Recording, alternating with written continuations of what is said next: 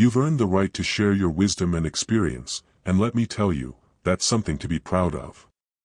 After all, you've lived a life rich with lessons learned, memories made, and wisdom gained.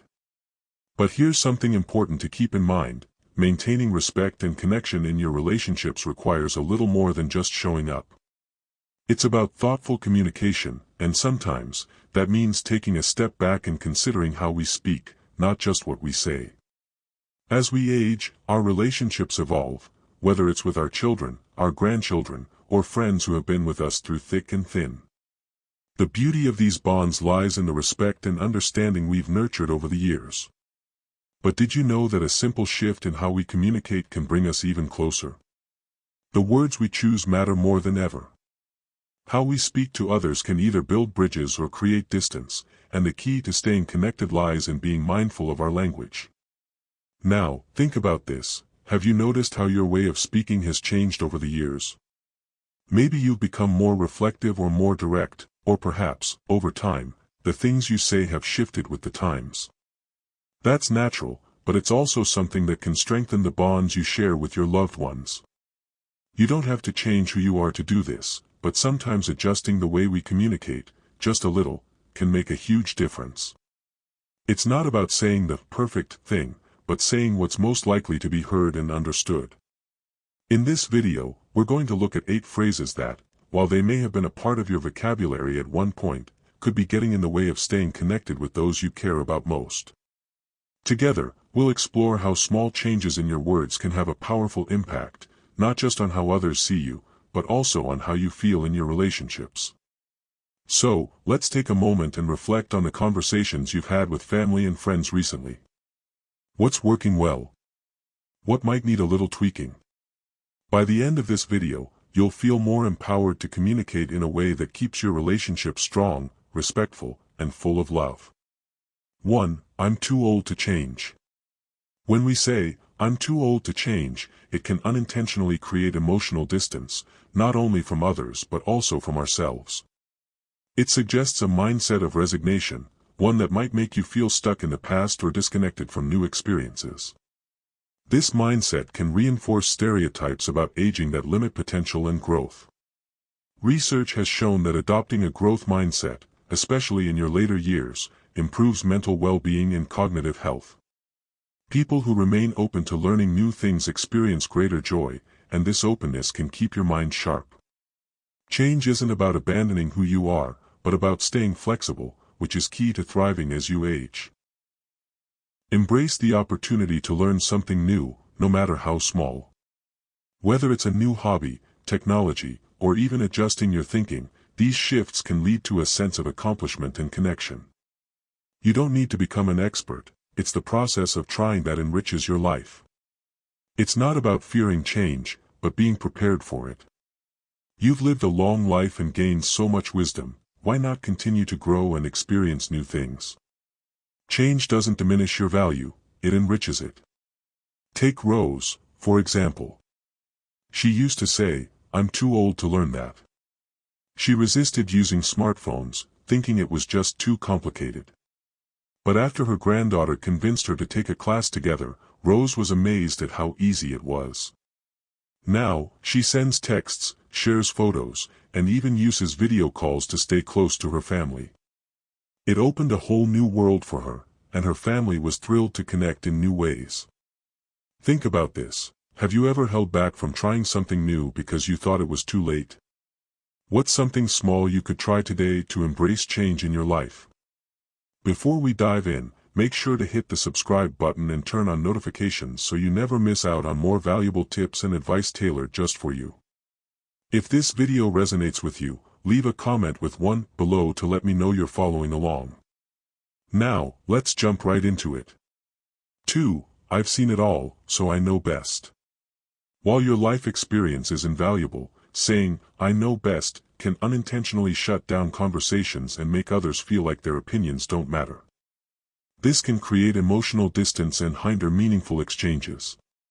Studies show that intergenerational communication is essential for emotional health and mutual respect.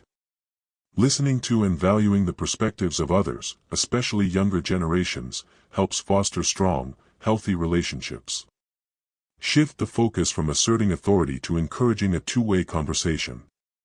Instead of saying, "I know best," try saying something like, "That's an interesting way to look at it. Let's talk more." This keeps the dialogue open and engaging. It's important to remember that while your life experience is precious, it's also valuable to listen and learn from others. Your wisdom doesn't diminish by allowing space for new ideas. John always said, "I know best," during family dinners. But when he started really listening to his children and grandchildren, he noticed the family was more engaged. Conversations became more meaningful, and everyone felt heard. What's one instance when you've learned something new from a younger family member? Share your experience with us in the comments. 3. I don't need help. Declining help, especially when loved ones genuinely want to assist, can lead to feelings of isolation. It may also create emotional distance, as it can signal to others that you're not comfortable with vulnerability or accepting support. This can unintentionally strain relationships, making loved ones feel unappreciated or disconnected from you. While it's completely normal to want to maintain independence, it's important to recognize that asking for or accepting help doesn't diminish your strength or value. Research shows that accepting help can significantly boost your mental and emotional well-being. Social support has been linked to a longer life expectancy, reduced stress levels, and better overall health. People who are open to receiving help tend to report higher levels of life satisfaction and less anxiety. In fact, allowing others to care for you or assist with small tasks strengthens your social connections and nurtures a sense of belonging. Accepting help doesn't mean you're giving up your independence. It's about finding a balance. Graciously accepting assistance from others, even in small ways, shows trust and fosters stronger connections. Whether it's letting someone help you carry groceries, offering emotional support, or simply sharing a task, letting others in can create deeper, more meaningful relationships. And don't forget, your loved ones are offering to help because they care about you and want to be a part of your life. We understand that maintaining your independence is important to you, and it's completely natural to feel hesitant about relying on others. It's not about giving up control, but rather about finding a way to accept help that aligns with your values. It's all about balance.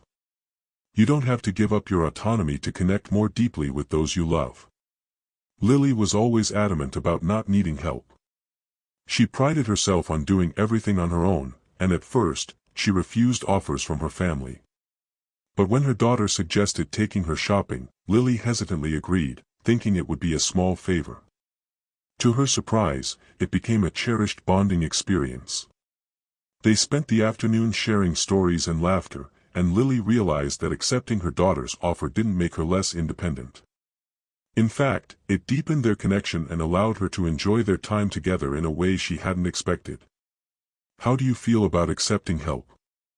Have you ever found joy in receiving assistance from a loved one, even in small ways? Share your experiences in the comments below, and let's talk about how opening up to help can enrich our lives. 4. That's just the way I am. Saying, "That's just the way I am," can unintentionally create barriers in your relationships by discouraging growth or adaptation. While it's true that everyone has their own personality, relationships, especially with family and loved ones, require effort, understanding, and sometimes compromise. If we're not willing to reflect on how our actions impact others, we risk becoming stagnant, which can lead to misunderstandings or hurt feelings. Embracing change and adapting to others' needs is key to maintaining respect and connection in any relationship. Studies in emotional intelligence show that the ability to adapt one's behavior based on the needs of others strengthens relationships and promotes emotional well-being. People who can recognize the impact of their actions and make changes accordingly tend to have more fulfilling connections. Adapting doesn't mean abandoning who you are, but rather showing that you value and respect the people in your life enough to meet them where they are. Instead of automatically saying, "That's just the way I am," take a moment to reflect on how your actions or words might be affecting those around you. Ask yourself, how can I be more flexible or understanding in this situation?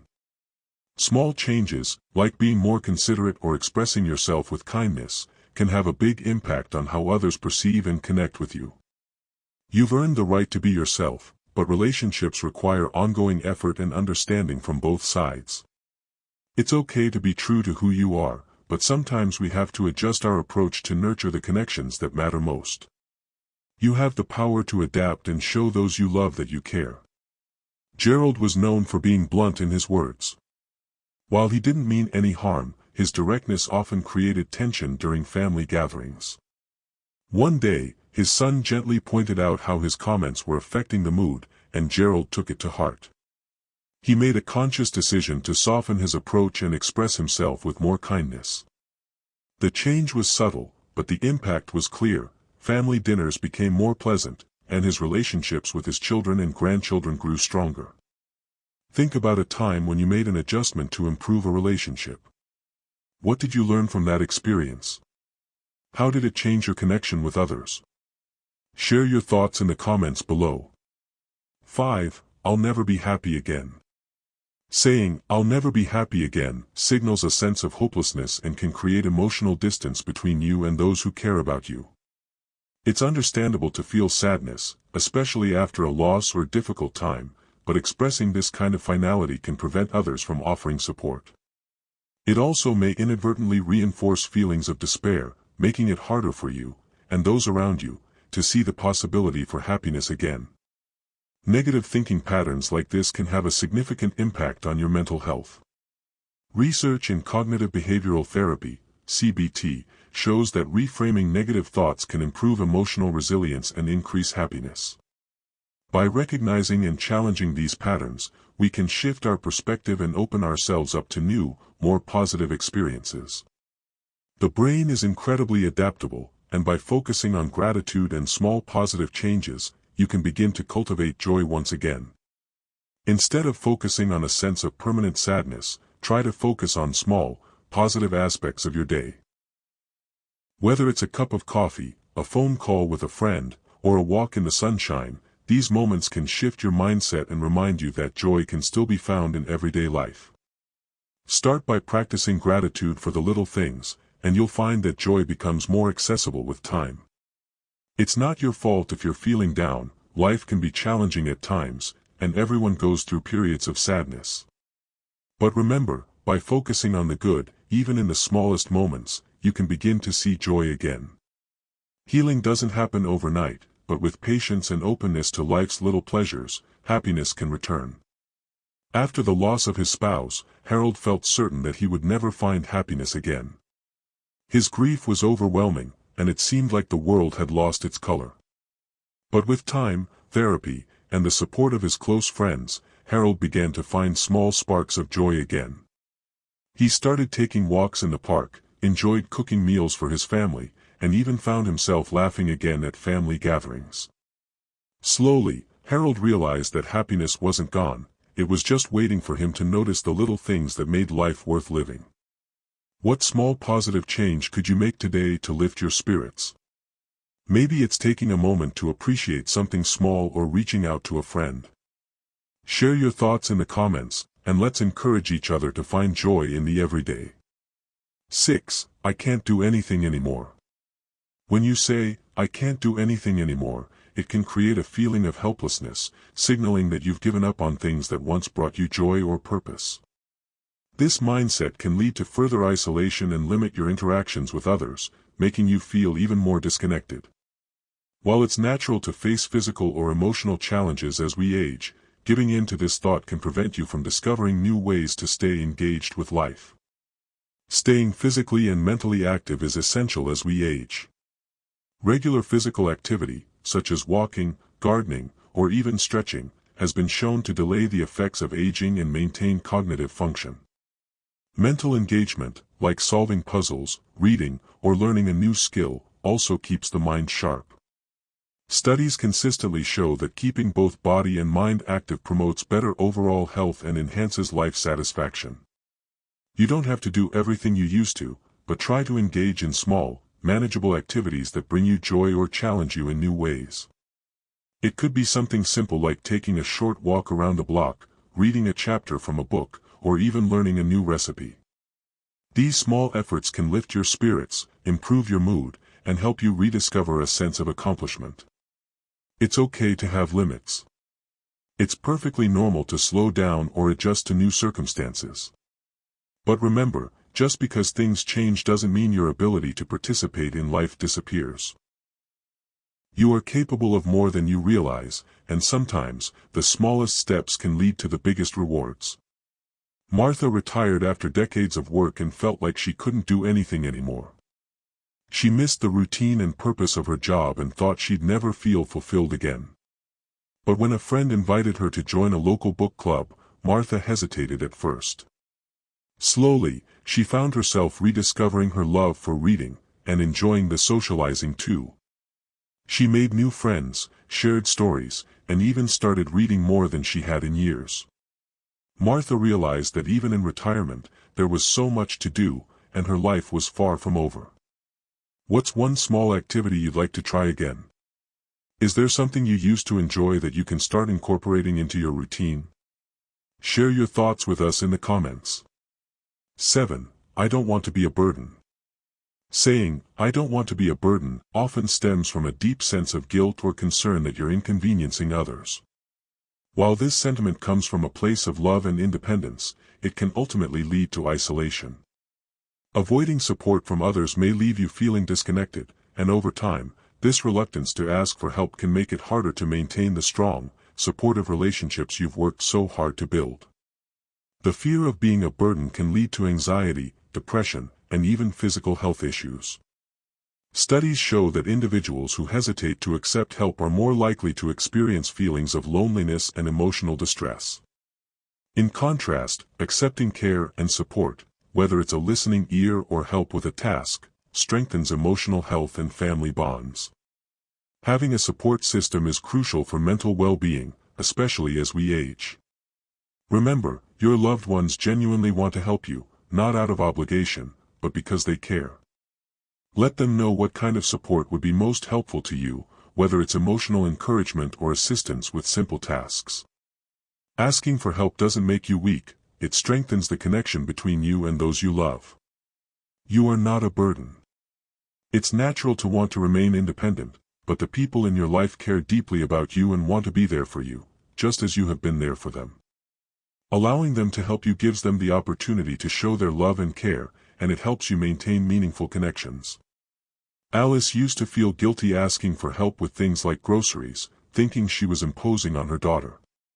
But one day, her daughter took her shopping, and something wonderful happened. They spent the afternoon chatting, laughing, and reconnecting. Alice realized that accepting help didn't make her a burden, it deepened her relationship with her daughter, and she was able to enjoy their time together in a way she hadn't before. Have you ever hesitated to ask for help, thinking it might be a burden? What's one thing you could ask for today to lighten your load? Share with us in the comments, and let's support each other. 8. I've had enough of people. Saying, "I've had enough of people," often signals feelings of isolation or emotional exhaustion.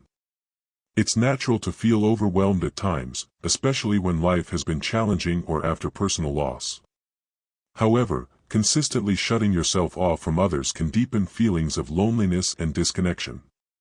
The longer you distance yourself from social interactions, the more difficult it can become to rebuild those connections, leaving you feeling even more isolated.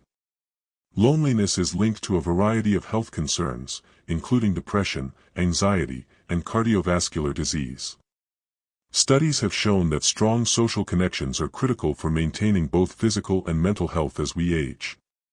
Regular interactions, even brief ones, help reduce stress and improve mood. Staying connected with family, friends, and community members provides emotional support that is essential for well-being. Instead of isolating yourself, try engaging in small social activities, even if they feel like a stretch at first. A quick phone call, a visit from a neighbor, or even chatting with a store clerk can make a world of difference. These brief moments of connection can help you feel more grounded and less alone. If you're not ready for a large social event, focus on one-on-one interactions or online groups where you can still participate at your own pace. It's completely natural to feel overwhelmed and to want some time alone. But remember, relationships, whether with family, friends, or even neighbors, are a source of strength and support. You don't have to engage with everyone, but reaching out to someone you trust can lift your spirits and help you feel more connected. Frank, after losing his spouse, began avoiding social events altogether. He felt like he just couldn't engage with others anymore. But one day, his neighbor invited him over for a cup of coffee.